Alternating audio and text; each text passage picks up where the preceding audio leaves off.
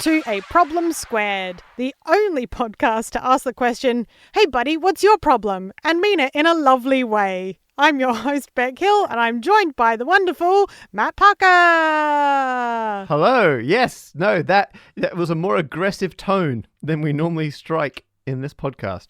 What? Hey buddy, what's your problem? Yeah, exactly. I mean, I'm on board with calling everyone buddy, but you pulled it back. But yeah, you got to say, hey buddy, what's your problem? Hey buddy, what's your problem? That could go either way though. Yeah, you got to just get that tone right. Hey buddy, what's your problem? Buddy, there you go, that's it. What's your problem? Got the tone. It's very important to get the tone. And what else is important is to get the agenda for the show. In this month's episode, we are going to get some closure on the hashtag cheese cover-up. We've got the results of our listener survey. We're going to do some quick fire problem solving to try and answer as many as possible. And I found out what that word was. I forgot. It was thanks. That's what you forgot, Matt. Thanks, Beck, really? for sorry. being Thanks. awesome. Well, you know, it's been a very slick start to the podcast, so I'd like to thank you for that so far, buddy.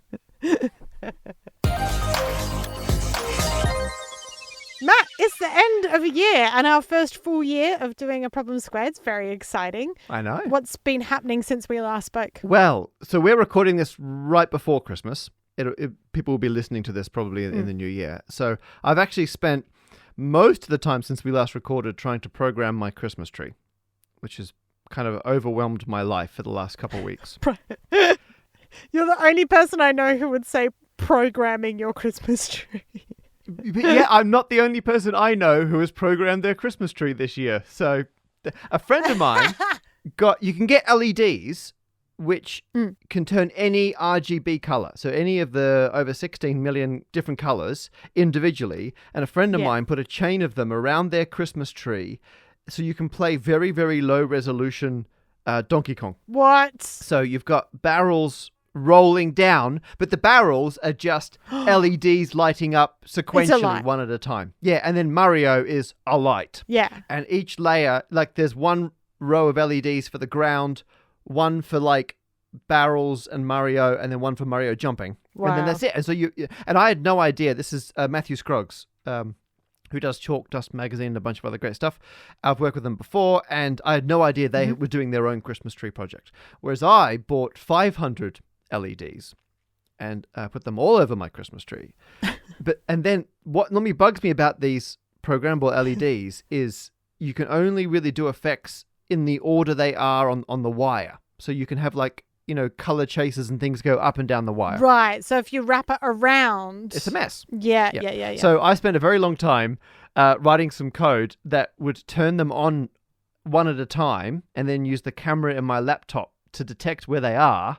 And then I do this from 4 different directions. So then I got to rotate the tree by 90 degrees, repeat, rotate, scan, right? And so then I get the 3D coordinates of every light on my tree. And so I can now have... No! Yeah, I can have like color, like visual effects going up and down the tree and across and from the inside to the outside. I'm very, very excited. I love how this will get done by Christmas Eve. Well, it's all working pretty much. I'm still messing around with it a bit. It's not quite as honed as I'd like it to be. But yeah, that was and I've been meaning to do this for years. And I don't know how you find motivating yourself to get projects done. I bought 50 test LEDs. Like I looked it up over 2 years ago when I had this idea. And every Christmas I've just been too busy. But what bumped me over the line this time is I was on a video call with a friend of mine, and they had a bunch of LEDs out on the dining room table. And I was like, oh, what are you working on? And they described this. They were building like actually a very similar, like a 1D video game on these LEDs. And then I was like, oh, I bought these ages ago and I've never got them done. But because I told them, this is my friend Eugenie, who does visual effects work. Eugenie was like, oh, I tell you what, I'll send you a guide because I went through and worked out how to make them work. And so she very kindly put together this Google document with all the instructions. And I'm always hesitant to tell people about projects because I feel like you get a bit of the reward of doing it just by talking about doing it, which makes me then go like, well, that's that project done. Oh, yeah. That's a genuine cognitive behavioral therapy thing. Oh, really? Is that if you, often when you talk about an idea that you've had, you get the same endorphin or dopamine rush that you would get from completing that task. And so that's why you should be really careful with how much you talk about going to do it, because you'll get the rush and then you no longer need to do it because you're not drawn to it by that chemical need. Yeah, exactly that. I didn't want to dial back my chemical motivation to program LEDs. However, on this occasion, I now felt not obliged, but I felt like there was someone else who I was not beholden to, but I didn't want Eugenie to have gone to all this work to put together the document, and then I still don't do anything with it. And a bit of me is like, also, normally I'm doing loads of shows at Christmas time, so I can definitely excuse myself and go, I'm just so busy with these shows. That's not true this year, obviously. And I'm like, well, you know what? Yeah. Now I've got a friend with a vested interest in this, and I've got more time at home than normal. It was interesting because normally I wouldn't tell people, but this time telling someone, because I was then responsible to have to go back to them and say what I did, I actually got it done. So I thought it was interesting. My normal strategy, I went against it and it worked. Yeah. This is interesting because we're talking the day before your big 40th, your big 40. That is correct, yes. Which is very exciting. And I think it's safe to say that a lot of people, when they hit that age, go through, some sort of crises. Some sort of fractional life crisis, yeah. Yeah, I love the fact that you got there a lot sooner. Thank you. By days. No, I'm joking. I think that it's great. And I think it's projects like that and things that keep you busy like that, which will keep you going forward and happy with life as opposed to needing to buy a sports car. Yeah, exactly. Yeah. And, it's reminding myself to do projects, to make time to do these things, because it's the kind of thing that kept getting bumped back. And I'm like, I'm just going to kick myself if I never do this. And so finally getting it done was very exciting. I might put a video out on YouTube about it if I get organized. Yeah. The video will be out before this podcast. Surely that's never backfired. So keep an eye out for that. You have to do that because it doesn't make sense if it comes out after Christmas. So you have to do the video before Christmas. Yeah, that's kind of a deadline. Yeah, no, good point. Yeah. And I will put some of the code on GitHub if people want to have a look at it and write. I can't guarantee I'll get it to work, but if people want to write code for my tree, because in the end, Eugenie wrote some guest code that now runs on my tree to do visual effects. So if anyone wants to write guest code for my tree, I will have a link to GitHub and some details below if people want to check that out. So that's Oh man, never have I wanted to code more so I could put a big old butt on your tree. I was about to say, yeah. I'm sure someone will collaborate with you. So many rude if you words. wish to, I know. Yeah. Actually, that's the one thing it doesn't do yet. I want it to be able to display text. That's on my to-do list. Next year. But anyway, how have you been? Have you got a tree up? You've been keeping busy? I do. I haven't programmed it. I'm afraid it's just a tree. I tell you why I've been busy. I recorded. I went up to Manchester last Sunday before the lockdowns, and I got to do 8 out of 10 Catsters Comedy Countdown. Finally! Yay! I was so envious. I bet. Yeah, there was so much maths, Matt. Obs. I did Dictionary Corner. Oh, really? So I didn't have to do any maths. And I just did lots of, Susie Dent did all the words and I drew pictures. But that'll come out around Valentine's Day, I think, around mid-February. It was really fun. Okay. So we'll remind people when it gets closer. In episode 012, we had a problem posed to us by listener Adam Light via Instagram, which is @a problem squared for anyone on Instagram. And they wanted to know where the 41% of packaging from a new packaging shape of cheese from Tesco went. And we were sort of looking into it. We started the hashtag cheese cover up, trying to get to the bottom of where this missing percentage of packaging was gone. And Matt, I believe you've gotten to the source of that problem so that you can provide a hot, delicious, melty answer. Oh, yes. And we didn't so much get to the bottom of this as go straight to the top. I have spoken. We mentioned last time that I tracked down the name of the head of packaging at Tesco. I was able to get in touch with them, and we had a phone call to discuss cheese packaging. Wow. So this is the top packaging person. Yeah. Right?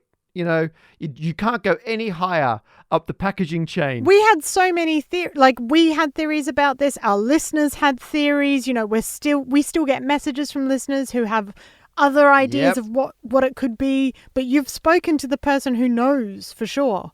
Yeah, exactly. And I put every single one of our theories to them, and they have provided comprehensive answers. I got to thank James Bull for taking the time they're head of packaging. It's a busy time. I don't know if people noticed. It's currently a busy time for retail, particularly grocery shopping. And they took time out of their pre-Christmas rush to talk to me about the numbers of cheese packaging. So, first of all, we were correct. When we looked at the packaging, which claimed to use 41% less plastic, and we analyzed the dimensions of the block of cheese, there is no way to resize that cheese to reduce its surface area by 41%. So we were absolutely correct. That's not what they did. That was, however, one aspect of what they did. There were three things they did to reduce the total amount of plastic, and that was one of them. The second thing was, by changing the dimensions of the block of cheese, they reduced the biggest span. So if you look at all the different bits of the packaging, the biggest span of plastic is now smaller. So it's now a smaller maximum span of plastic. And it's the biggest bit of plastic which is the most likely to stretch or tear. Oh. And so if you can reduce the biggest span, your package is now more tear resistant. And it means you can use thinner plastic. Oh. And this was one of our theories kicking around. It was the thickness of the plastic. But the reason they could make it thinner is because by changing the dimensions, even though the volume was the same, there was now smaller bits of plastic. Yeah. Yeah. And so they were able to reduce that. And this is a big deal because for packaging, they work out the total carbon impact of the actual product as well as the packaging it's in. And the packaging is less than 10% of the total carbon footprint of anything being sold in a Tesco. So if you have anything that spoils or breaks in transit, that's a huge carbon waste because now you can't sell that product. Oh, yeah. Yeah. So actually it's worth having thicker packaging with like a margin of safety, because even if you use more packaging but slightly reduce the amount of packaging which fails, that's a big net carbon gain. Yeah. And so they play it careful on the thickness. And so by changing the dimension, they could just dial it back slightly, still safe, but it's not going to tear. Amazing. And then finally, yes, they got rid of the resealable part of the packaging. So when we found the press release that the manufacturer put out, we noticed that in the pictures, the resealable section was gone. And we got very upset because the theory was people are now going to have to use their own packaging at home. Because I love that little resealable bit. Yeah. And now I've got to wrap it in, cling film or Glad wrap or etc. Or I put it in a Ziploc bag. Yeah. We actually did have a few suggestions from listeners as well who'd sent in photos of the way that they seal up their cheese without using new packaging or waste or anything, which was largely using either rubber bands or clips, which are both very good suggestions. Clip is a good one. And actually, so I went, this was my, I felt like a journalist. This was my hard question. I'm like, hey, so head of packaging, we're worried that you didn't think about this. And they go, well, actually, they don't change their packaging unless they do a big bit of market research on how people are using the packaging. So for every change, they will talk to between 5,000 and 10,000 shoppers to find out how they're using the packaging. Oh. And the bulk of them are drawn randomly from like club card users.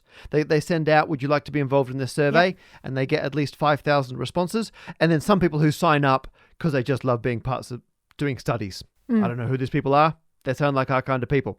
But anyway, they get thousands of people, and what they found is a lot of people weren't using the resealable aspect of the packaging. So even though it had a resealable bit, people were still wrapping it in cling film or putting it in a reusable container or doing all these other things. So it was redundant. Yeah. And so, yes, we were right. For some people, they were using that resealable feature to use less plastic at home. Yeah, correctly. I think we can all agree on that. But other people weren't doing that. And so that's a double waste. And then they factored in that they want to encourage the use of reusable containers and things like those clips and putting it in like a Tupperware or off-brand resealable container thing. And so when they factored in this nudge towards behavioral reuse change, as well as people who weren't using it anyway, they decided it was a net gain. Okay. And so they got rid of it. I'll take it. There you go. Wow. It turns out that they put the effort in. Yeah. They took a serious look at it and worked out it would be a gain to remove it. So there you go. That's the big result. So I found the whole chat very interesting. And occasionally they would apologize because they're like, oh, well, this is not actually the maths, but... And they would go into all the things you got to factor in to these decisions and how they used to favor plastic because it's very low carbon to make. It's low mass in terms of transport. It's very good as a barrier so that your products don't spoil. It's very flexible. And so actually, it used to be the very obvious choice for packaging. And personally, big fan of plastic. But then they're now factoring in that plastic uses virgin, non-renewable raw materials because you've got to dig up oil to make plastic. I'm kind of okay with that because then you're not burning the oil. I'd rather it goes into packaging, but I get their point. And also now they're factoring in the end of life. And this bugs me because if we just were able to dispose of the plastic perfectly, it'll be an amazing product, but they got to factor in that it's not disposed of correctly. And so now that's part of their consideration.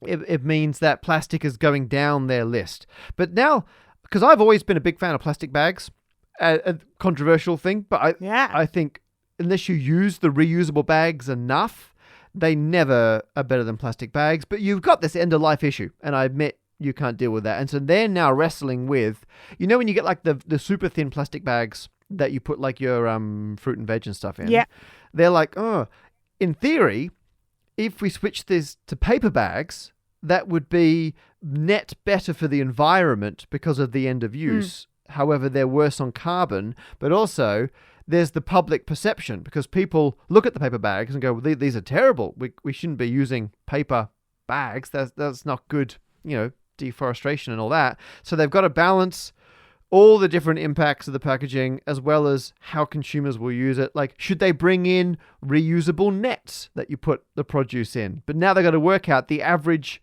uses required for that to be a net gain. Yeah. Pun very much intended. And so they're constantly having to slide and adjust all these variables. And I will say, no, I think that's great. And I love the fact they were discussing it with me because part of my point is it's never just the one statistic. You've got to think through all the knock-on effects and other things that you're changing. And so we had a great chat. Then we started talking about shelf sizes. That was good chat. How many things you can fit on a pallet compared to how big a shelf is. Oh, wow. That sounds like Oxford philosophical level stuff. Like, how many angels can you fit on a pinhead? Can dance on the end of a fridge shelf. Yeah, all that stuff. And how different shops have different ranges in different shelf sizes. So if you were to go in and measure all the shelves in like a Lidl, they would be a much smaller range of possible sizes because they were custom built to be standardized versus Tesco, who have a lot of old shops. And there's a huge variety in their shelf sizes, but that makes packaging a lot more difficult to do. And so, good shelf variance chat. We had a good time. That's what I'm saying. Yeah. Well, have fun with your best friend, whatever. I'm not jealous. I don't care. Oh, not as good as this time, buddy. Don't worry. So now we know sort of roughly where that 41% went. We also had a question because we suspected that Pilgrim's Choice mentioned that they'd also had a reduction in their packaging by 40%. And in the last episode, 013, we were trying to work out what happened to that extra 1% and whether someone was rounding down and someone was rounding up. Were you able to ask about that? Yes, I asked. I said, look, I know you're a busy, important person, but our listeners need to know the exact percentage and how you got Yes. it. And they said they would go away and find out and get me the exact number, because to put it on the packaging, they had to go through their legal department to make sure they had rigorously worked out this number. They had to do a Dexter. Oh, yeah, our pudding squared kid, Yeah. Dexter, Yeah. who worked it out properly. They did a Dexter. So their legal department, very similar. Imagine they've got a very similar whiteboard to Dexter. They did all the working out in fine detail, and they didn't do it like by factoring in the dimensions and the thickness and the Ziploc. What they actually did was they weighed the original packaging and they weighed the new packaging, and they worked out the percentage difference in mass. And so the old packaging was 5.8 grams. The new packaging is 3.4 grams. They have rounded to the nearest whole gram, but we're going to move on. Yeah. And then they worked out that there's a reduction of 41.4% in the packaging. And I actually accused them of rounding up, because Pilgrim put 40% Yeah. and Tesco put 41%. And I was like, come on, they're rounding up. It turns out, no, 41.4, and they were rounding down.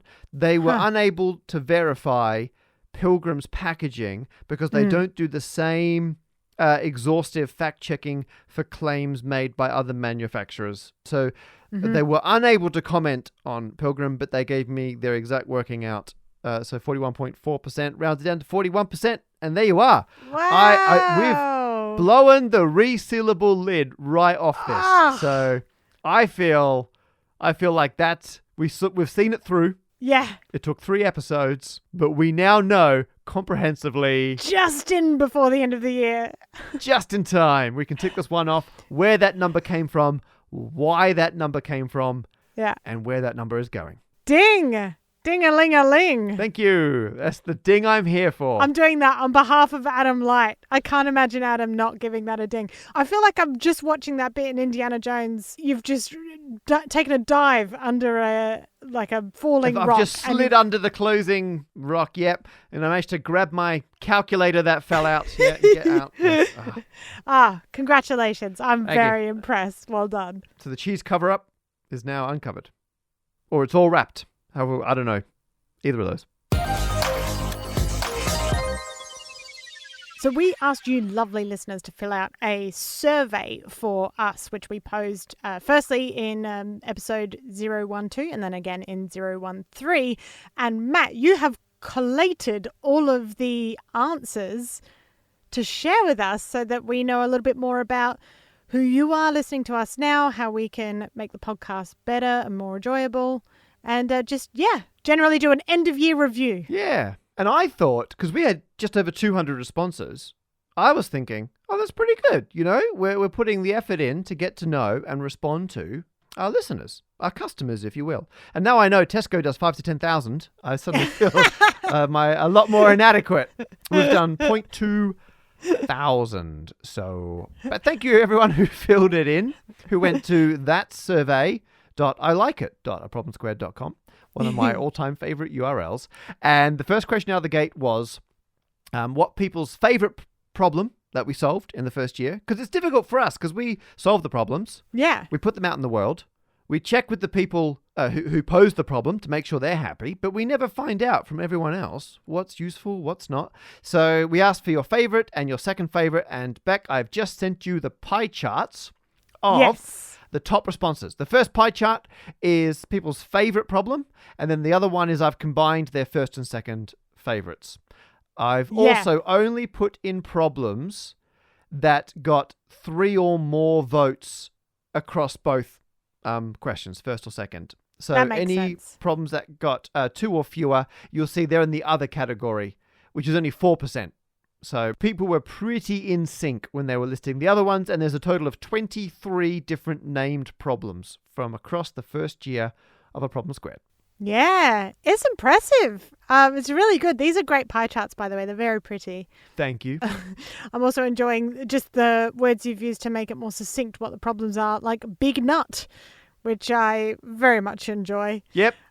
Big nut. I mean, there's no ambiguity with big nut. We all know what that means. Not in this context. Yep.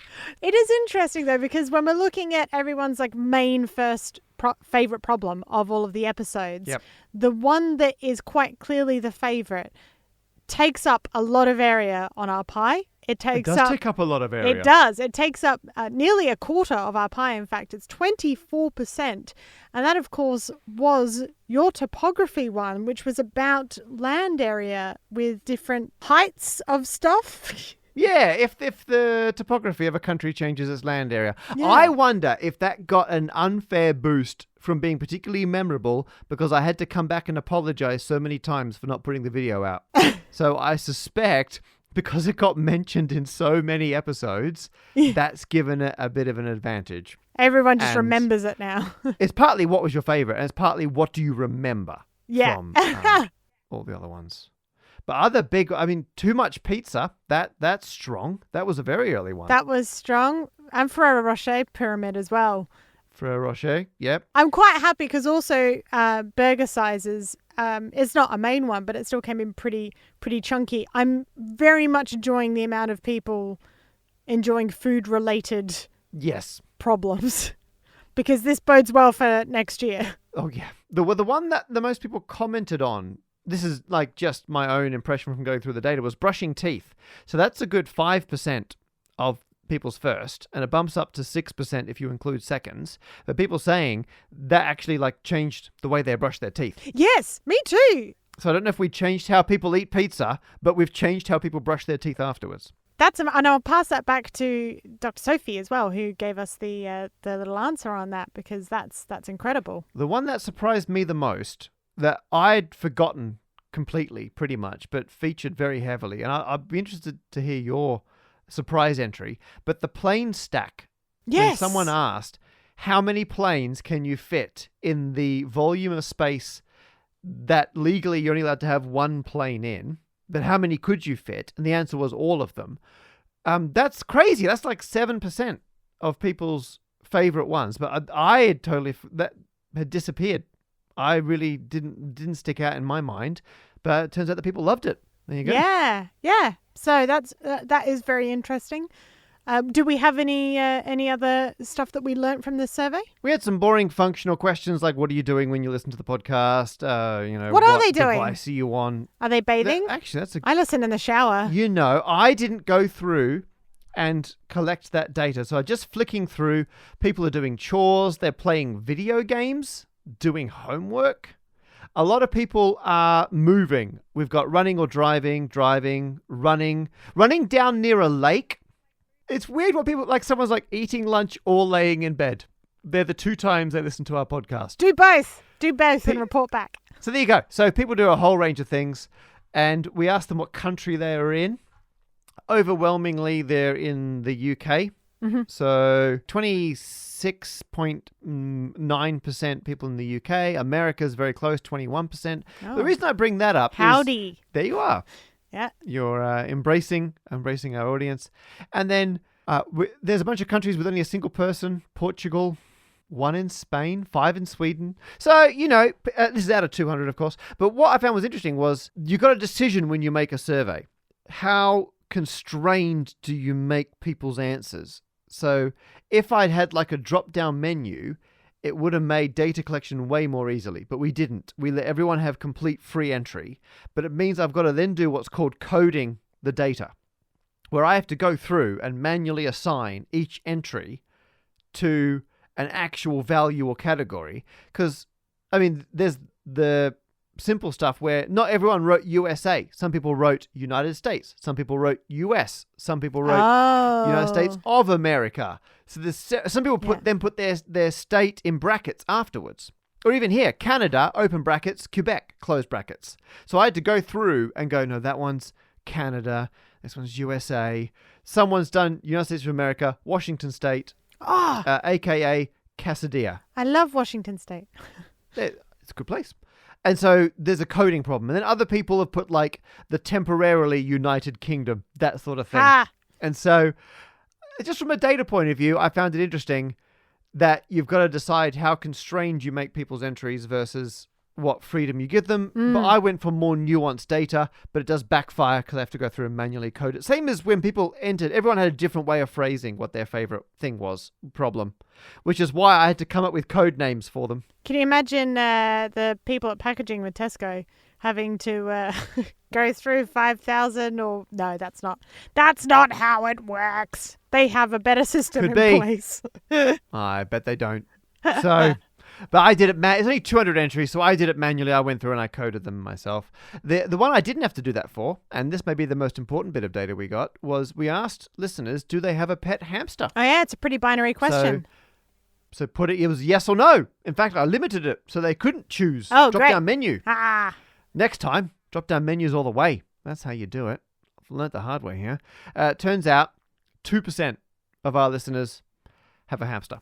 2% of the people who answered the survey. Who knows? Everyone else might have a hamster and they're just too busy playing with it to do a survey. That's a good confounding factor. Yeah. You suddenly got very interested in data science when you want to keep a pudding squared a long-term part of this podcast. Even though the survey says 4 out of 206 people have one. So there you go. So that's but you're right. People who have a hamster haven't got time in their lives to answer a survey because they're living it up with their hamster buddy. Going on bike rides and whatnot. Excellent. So there you are. So anyway, thank you very much, listeners, for filling in the survey. Yeah. I've got to say, I'm really relieved because we knew that we wanted to do this podcast together because we're friends and it would give us an excuse to hang out and for me to learn new things. It'll be fun for us. Yeah. And then I was a bit worried because you have some incredible audiences and I realize that I've brought some audiences to this podcast as well. But you have a larger reach currently and I genuinely thought that people would turn around and be like, love everything that Matt does, get a new co-host. Like, genuinely was waiting for... I was so nervous about the answers. And what really struck me, having a look, and I haven't pie charted it, but what really touched me was the amount of people who commented on how much they enjoy... There was the use of the word banter quite a lot, which I found amusing, because I feel like you and I generally, if you said... Oh, good banter. Good bants. Yeah. I don't think that's how we would self-describe our relationship. But I love that. Yeah, and I really appreciate it. It meant a lot to me, and I feel very accepted by your followers. And I'm looking forward to us continuing with this bants. Bants. That is not going to be our takeaway. And I'd like to think that not many of your supporters wrote that I go into too much detail. Just the correct number of people. Well, actually, I'll tell you what, one of the main feedback we got, wasn't it, was that they like the amount of detail you go into stuff. And then they also like the fact that I get bored and say, okay, stop now. It's an important part of our symbiotic relationship. Yeah.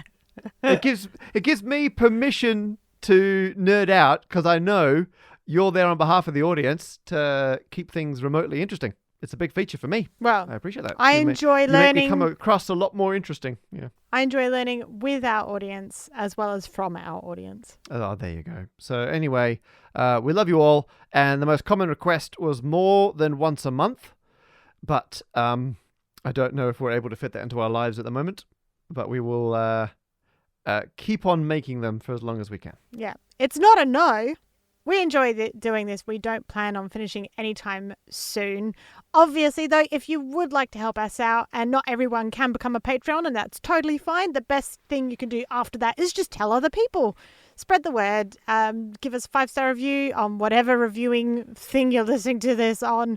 And tweet about it. Tell others. Follow us on social media at A Problem Squared. The more we hear from you guys, the more of a reason we have to keep going.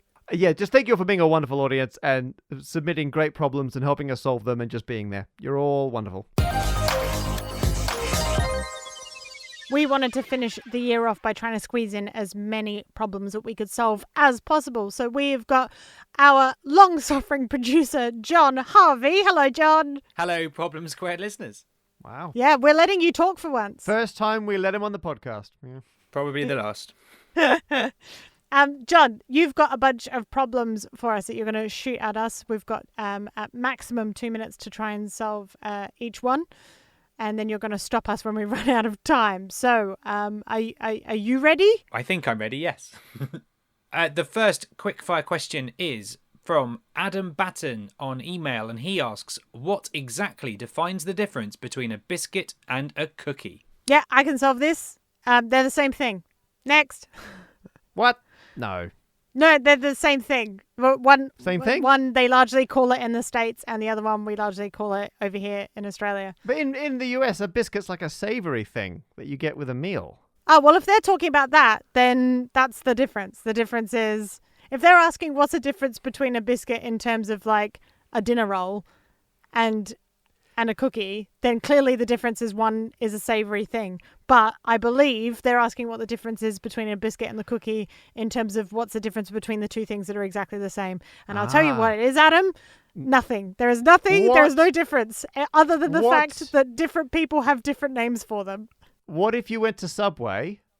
Matt, we are on a time limit. But we gotta answer it comprehensively. No, we don't. It's a quick fire question. Well, you wouldn't call that a biscuit from Subway, would you? That's definitely a cookie. It's it's named. Okay. So those are called cookies because Subway is an American company. So therefore, when they were doing marketing, they're not going to change the word. I don't know. I still wouldn't that's call why that we call a them biscuit. Subway. That's why there's Subway sandwiches, not just sandwiches. That's why we don't call them baguettes. Like we call them Subway sandwiches because the brand is Subway sandwich. They call them cookies, so we call them cookies. But if they were a British company and they were like, oh, you can come with a chocolate chip biscuit or whatever, people would be like, oh, I guess they're called biscuits. Look. You know I know about my food. I get You do. very passionate about it. I get what you're trying to say, and I'm prepared difference. to bow to you as the food expert. But I mean, I haven't heard a ding, so I don't even know if that's... John? I'm not giving you a ding yet. What? That's why we let John on the podcast. I can't believe this. Yeah, I know that this is the quickfire round and it's quickly falling apart.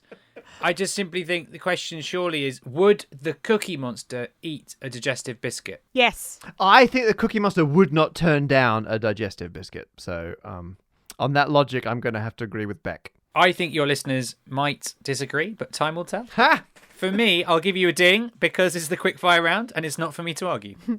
The next quickfire question comes from @Y4X1T via Twitter, and they say the fact, in inverted commas, that 63 Earths can fit inside Uranus, or Uranus, if you're that way inclined, doesn't make clear whether this is a simple volume comparison or whether it's considering sphere packing, Matt's favourite subject. Ooh. Can you shed any light? Yep, I'm glad this is quickfire. I feel like we've done enough sphere packing over the year. In fact, one person in the survey said no more scale-based problems. So I can see where they're coming from. But then loads of other people said it's their favourite thing.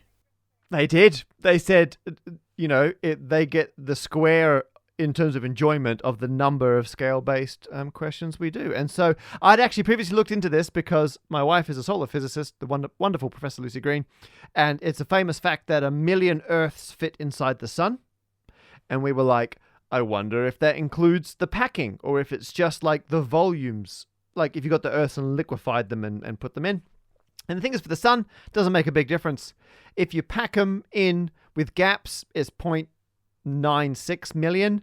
If you don't, you get 1.3 million. It's a million either way, really. Whereas putting Earths up or in Uranus, then that does make a difference. So I got this. I can see you giggling on the video call, Beck, and I'm trying to read a spreadsheet here. So You nearly I compared. said up. I know. But I tried to move through this. We're going to get up this. No, through this. So if you look at the radius of the Earth, which is 6,371 kilometers compared to the radius of Uranus, which is 25,362. Now I see why Lucy says Uranus. Uranus is 4 times bigger than the Earth. 3.98 exactly. You're doing a good job to stay composed there. Thank you. And this is another scale thing, right? Because that's just the linear size. Volume is the third power of that. So you'd expect it to be about 64. I ran the volumes. if you smushed 63 Earths together, it would be about right.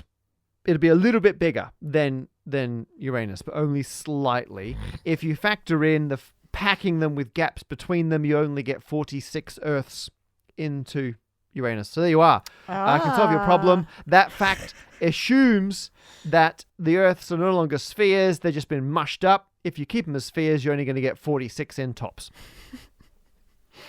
And that's how you pack Earth in Uranus. Thank you. Okay, I'll give you a ding for that. Next question is from Luke Rebilout or Rebio via email, who says, I've never found a four-leaf clover, complete with emoji.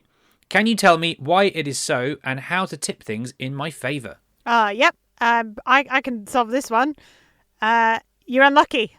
That's why. That's why you haven't found a four-leaf clover. Whoa. Hang on. Finding a four-leaf clover is good luck. Yeah. So if you don't find one, you got bad luck. Now, you've changed the causal link here, because traditionally you find the four-leaf clover and that makes you lucky. Oh, it makes you lucky. Well, you're saying that correlation is not causal, so the other explanation is if you are already lucky, Yeah. assuming luck is some, independently measurable property of a human. Yeah. If you're already lucky, therefore you find more four-leaf clovers. And in fact, they're not bestowing any luck upon you. Yeah, because they're meant to be more rare than finding a normal clover. Yeah. So surely that means if you happen to find more of them, that's quite lucky. Unless you are tipping the scale, in which case you're probably like doing some sort of large-scale clover growing facility or genetically modified clover thing. There's things you could do. If it's a mutation, you could just look in places with higher background levels of radiation, like, Cornwall. Yeah, Chernobyl. Yeah, Chernobyl, that kind of thing. I love what you're doing, because normally people say that you find them and that gives you luck, but you're saying no, you're not lucky enough you don't deserve a four-leaf clover. I didn't say it had anything to do with deserving. I just said it means you're not lucky. I guess, okay. I didn't say you brought it upon yourself. That's the point of luck. If you could control it through your actions, then that's not luck. That's actually like something that you've done. The whole point of luck is that it doesn't have anything to do with deserving or anything. That's where privilege comes from, Matt. Check your privilege. I agree luck exists. I don't agree lucky people exist. So I think you're right. It is privilege or other circumstances. John could ding us at any point and this would end. If anyone listening considers themselves to be a lucky person and wants to prove Matt wrong, hit us up at A Problem Squared via social media. I'll be on your side. I probably won't even notice it though. And that's your own bad luck. Yeah. Perhaps the luckiest thing I can do is say ding. Thank you. You're very stingy with the dings. Okay, this next problem is from Rob Antonishan, who says, is the show title A, open brackets, problem, close brackets, open brackets, problem, close brackets, or open brackets, a problem, close brackets, open brackets, a problem, close brackets? I mean, that's great problem, Rob. I mean, am I right to say that, correct, the title is a problem? Yeah, the title is a problem, just full stop. But that was great, and I'm glad John read that out, and the punctuation. Excellent work. So, this is asking, were you to parse our title as a mathematical statement, what is squared? Is it a and then problem squared, or is it a problem all squared? And I think actually that answers the question. And I'm always fascinated by how people who use maths in their day-to-day life read out equations to convey where everything is in the equation by how they say it. And so there's a subtle difference between a problem squared and a problem all squared. Because I think that's what a maths person would say if it was open brackets, a problem, close brackets, open brackets, a problem, close brackets. So I would say in this, it's like those forwards on Facebook where it's what's 6 divided by 2, open brackets, 1 plus 3 and all this stuff. Oh, yeah. It's just, it's ambiguous. And the mathematical answer is write it better so it's not ambiguous. And in this case, a problem squared, I would parse as a problem. Thank you. I didn't even know that. There you go. Ding. Ding. Thank you. Yay! Or it should be ding, ding. Yeah. Ding, ding. Thank you. There's one more. This problem comes from David May at David M_May, who says, if you had a donut-shaped planet, I assume that if you went to the center hole, you would experience gravity pulling you to the planet. So, what would happen if you went to the center of the Earth? More gravity being pulled to the surface, or no gravity? Oh. I mean, if you're in the exact middle of a toroidal planet, a donut planet, the gravity would cancel out because you've got the same amount of mass in every direction if you're right in the middle of the hole. But the same thing happens if you're inside the Earth. Oh, honestly. Well, because gravity definitely works with my hole. If you were in the center of Uranus, you'd be equally pulled in every direction. So, but what's even more interesting is, because if you're in the very middle of the Earth, it makes sense because you've got equal Earth in every direction and there'd be no gravity. I mean, there's other issues in terms of magma and pressures and temperatures. But if you're inside a shell, if you're inside like a solid sphere, Like a macadamia nut. Even if you're not right in the middle, even if you're closer to one side than the other, all the gravity still cancels out. If you're anywhere inside a lead spherical balloon or anything like that, you wouldn't feel any net gravitational pull in any direction, because if you're inside a shell, all gravity, because the amount of mass and the distances all perfectly cancel out. It's lovely. So if you're inside a planet, you're only pulled down by the planet which is closer to the center than you. Ding. Yeah. I wasn't sure if I was going to get the ding on that one. Well, as far as I'm concerned, it's a ding because it needs dinging. Love it. Thanks, John. I appreciate it. It's lovely to have you speak before the end. Same time next year, I guess. See you then, Beck. Yep. John, where can the lovely Problem Squared listeners follow you on social media? That's very kind of you. I reside on Twitter at John D. Harvey. That's JOND Harvey. Or if you're interested in my intergalactic alias, I am also the politician from outer space, Count Binface. At Count Binface on Twitter and all your other social media platforms. The once Lord Buckethead, now Count Binface, for people who have followed your intergalactic political career. That is true. I had an upgrade after a battle on the planet Copyright. Yes. Long story. I feel like some of our listeners, like there's going to be a little group of our listeners who we've basically just done a massive... Like we just dropped a bomb and then we're just like, okay, I'm moving on. Like as if nothing. Yeah. But that's going to be a fun Easter egg for some people. Maybe next episode, I will ask you to solve my problem, which is what do you do when you were Lord Buckethead? And yes. Yeah, we should do that. I love the fact there's now a tiny percentage of the listeners who have now decided, or in their view, our producer John is more famous than either one of us. And they're now a little outraged that we keep John behind the scenes, only allowed to speak once a year as a Christmas treat. I'm glad you think it's a treat. Well, we're almost wrapped up for this episode and 2020. So want to thank everyone for joining us on this wild ride. Just quickly, if there are any problems that we have brought up in previous episodes that we haven't answered that are driving you nuts and you're worried we've forgotten about them, please do let us know. We are on social media. We're at A Problem Squared on Twitter and on Instagram. So please do hit us up. But just there's a few others. I know we just finished our cheese cover-up problem in this episode. Matt, do we have an update on your Christmas card problem for me? Yes. So Beck gave me a wide range of puns that I could use for my Christmas card going out to my math supporters, and I settled on the Yule log spiral because Yule log, delicious Christmas edible treat, and log spiral is a real thing. So Beck, I've just sent you the final design that I ended up using for this card. Let's have a look. Ah, that's great. Yeah, you've got a sort of Fibonacci sequence going on there. Sort of, yeah. So I sent this to my designer, Adam Robinson, who put this together for me. And it's a Fibonacci spiral. It's a log spiral. So the Yule log is like a spiral baked cake-like product with a spiral of icing on the inside. And so Adam photoshopped one where the cross-section is a log spiral, which is a specific maths type of spiral. And it just says Yule log spiral. The inside says something like "May your joy spiral forever out," which is lovely. classic log spiral. Yeah. So thank you very much. That is definitely a problem squared.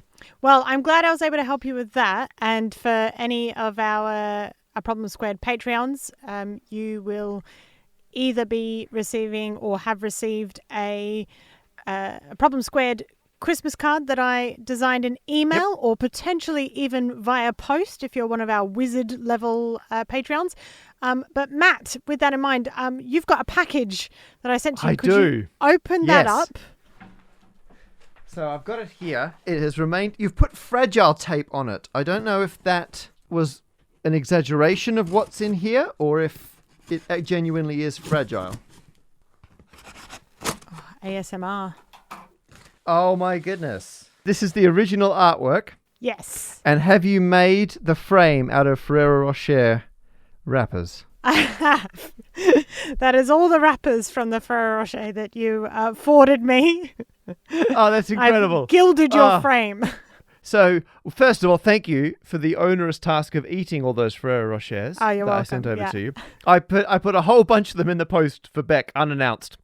And very kindly, you've sent back. Oh, that's very nice. So I will find a place to put this, and I'll put it somewhere so it appears in the background of a video at some point, and I'll take a photo so we can put. Beck will put it out on all our various social medias so people can check it out. Oh, thank you very much. You're welcome. Oh yeah, I will pop the photo of that onto social medias. And while we're at it, anything else we've mentioned in this episode, you can also find on social media. So I will pop up the pie charts from the listener survey, anything like that. I'll be putting up on Instagram at A Problem Squared or Twitter at A Problem Squared. Oh, that's so sweet. And all I got you was literally more Ferrero Rochers than any one person should have. Yeah, I mean, to be fair, I still owe you a lot more. Oh, and the word was haptic. Haptic. Haptic. I feel you. Yay. I did reply to everyone who said haptic with "I feel you." Nice. And people hitting me with feedback. I thought it was very funny. Anyway, there you go. Happy New Year!